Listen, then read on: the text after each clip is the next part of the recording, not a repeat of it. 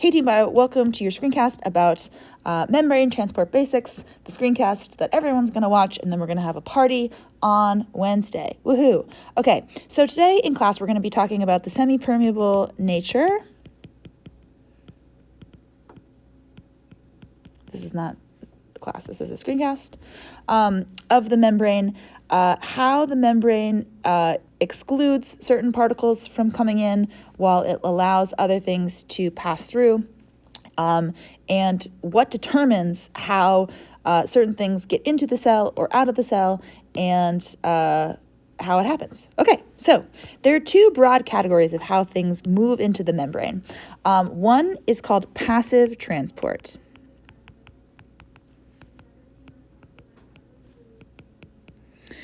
Passive transport is when things are moving down their concentration gradient from an area of high concentration to low concentration. And as a result, it requires no energy. You know that things are trending towards states of higher chaos, and the movement down a concentration gradient from an area of high concentration to low is just going to happen because the laws of thermodynamics say it is true. So no, the cell doesn't need to expend any energy to move things across its membrane from an area of high concentration to low. Okay, the first way that things move into the cell is called simple diffusion.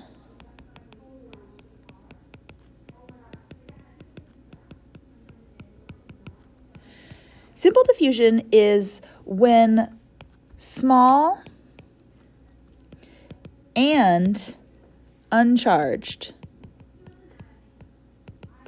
particles move across the membrane. Examples of this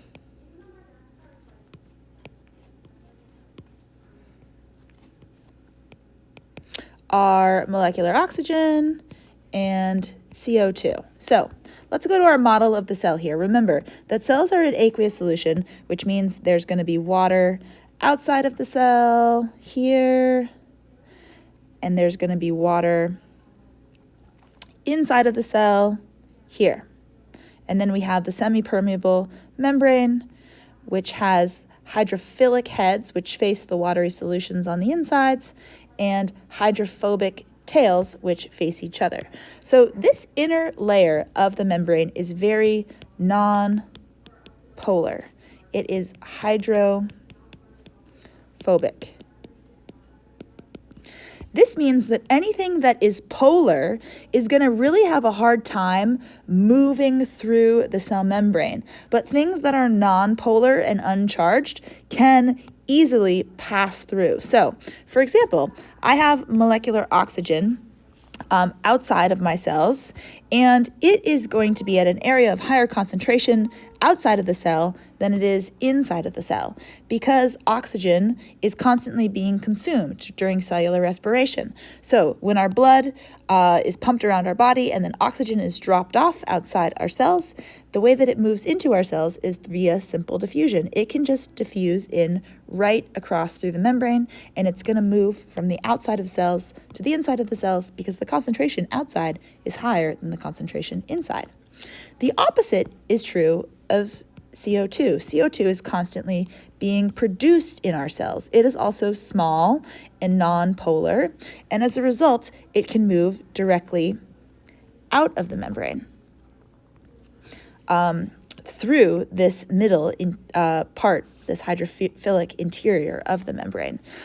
So it's constantly being produced in our cells, and then we exhale it eventually, but it moves from an area of high concentration inside the cell to an area of low concentration outside of our cells into our bloodstream.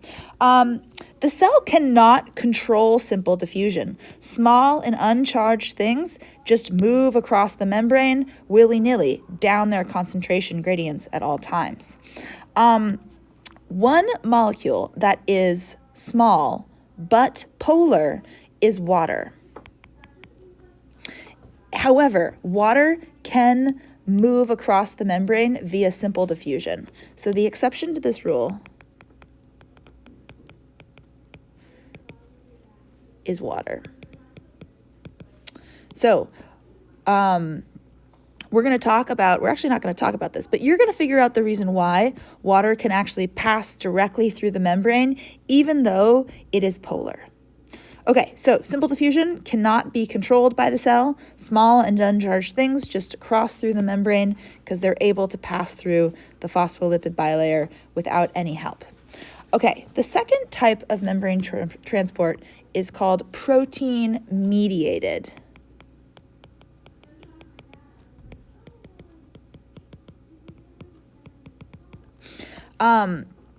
Protein-mediated transport is for molecules that are large,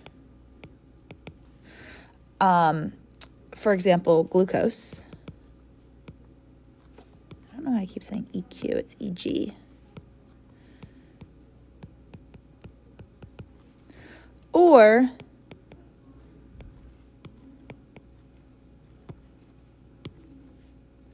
charged.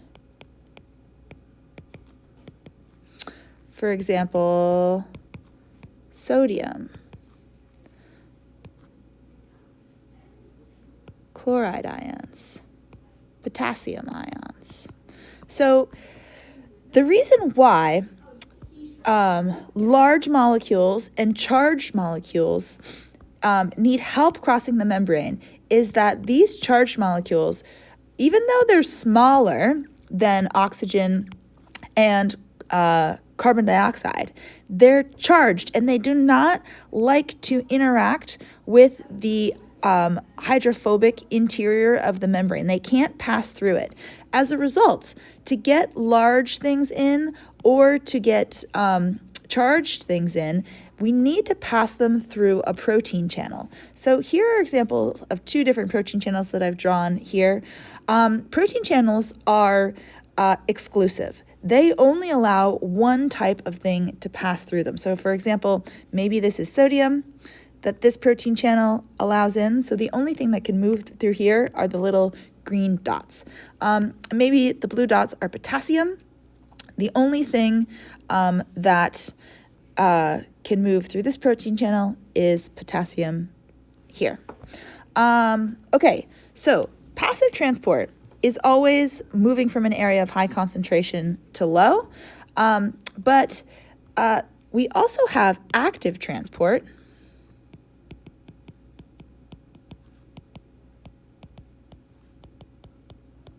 And with active transport, energy is required. Usually in the form of ATP, adenosine triphosphate. This is kind of the energy currency of the cell.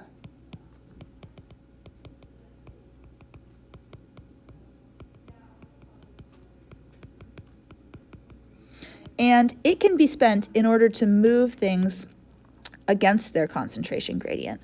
So from an area of low concentration to high. An example of that would be a pump. Here I've drawn what's called the sodium-potassium pump.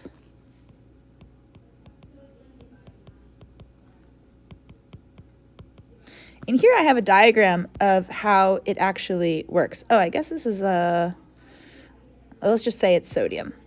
Delete potassium. There is a sodium-potassium pump, but we're going to simplify it and just talk about one. Okay, so here's an example of a transport protein that is going to use ATP to move some small molecule against its concentration gradient. So for example, the solute, if this is sodium, comes in, it binds to the transport protein, then the transport protein takes ATP and breaks it in half. It becomes adenosine diphosphate instead of adenosine triphosphate. And in this breaking of this ATP molecule, energy is released. And now the protein changes shape and it drops off the sodium on the other side of the membrane. And then it reverts to its original shape and it's ready to bind a new particle of sodium, and with more ATP, it can be pumped to this side as well. So Transport proteins, some of them just work via diffusion. When they open up, they allow things to move from an area of high concentration to low, and this doesn't require any energy. This would be an example of passive transport. However, we can also transport things across the membrane actively by using ATP to pump things against their concentration gradient. Okay, great.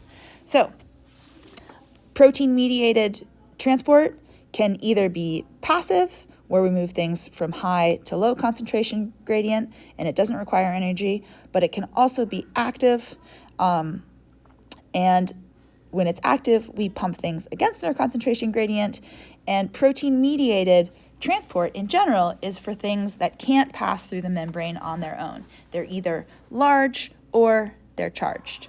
Okay, the last type of transport is called bulk transport.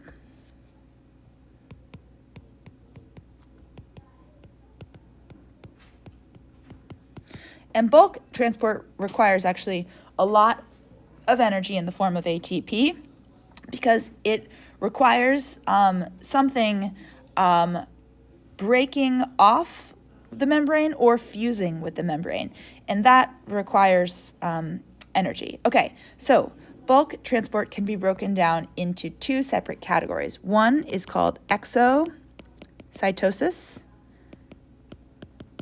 and the other is called endocytosis. Exocytosis is when a little membrane ball that's inside of the cell, so here is inside cell, this is outside a cell, a little transport vesicle, which itself is just a little bubble of cell membrane, comes and fuses with the cell exterior plasma membrane of the cell. So these little purple, maybe they're purple proteins that were made inside of the cell, when this vesicle fuses with the cell membrane, these proteins are now released to the exterior of the cell. So these little blue dots will be outside of the cell as soon as this vesicle fuses.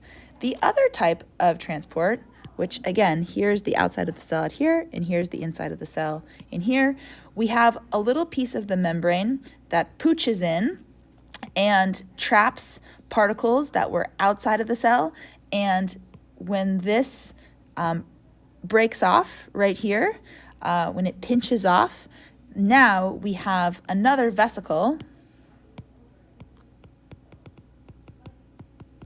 that is now inside of the cell, and we can bring these proteins or whatever this product is into the cell. This whole fusion and pinching off action requires energy, which is why we say bulk transport is a form of active transport, because it doesn't happen for free. We got to spend some energy in order to make it happen. So yeah, I guess this is just another image showing you how different organisms take in things from the outside. So we can engulf food particles by extending, they're called pseudopodia, false feet, around a particle. And we can also have specific uptake of something. Like if we have one specific molecule that we want to enrich in our vesicle, you can have proteins that bind it, be studying your cell membrane, receptor proteins, and so when this pinches off this vesicle, it will contain a lot of your target protein. Okay, so those are the different ways that things come into cells.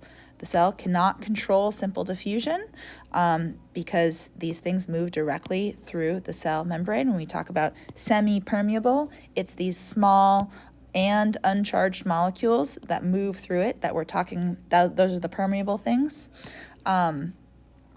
But large or charged things are excluded. They need help getting in, either in the form of protein channels or protein pumps or via bulk transport. Okay, that's all.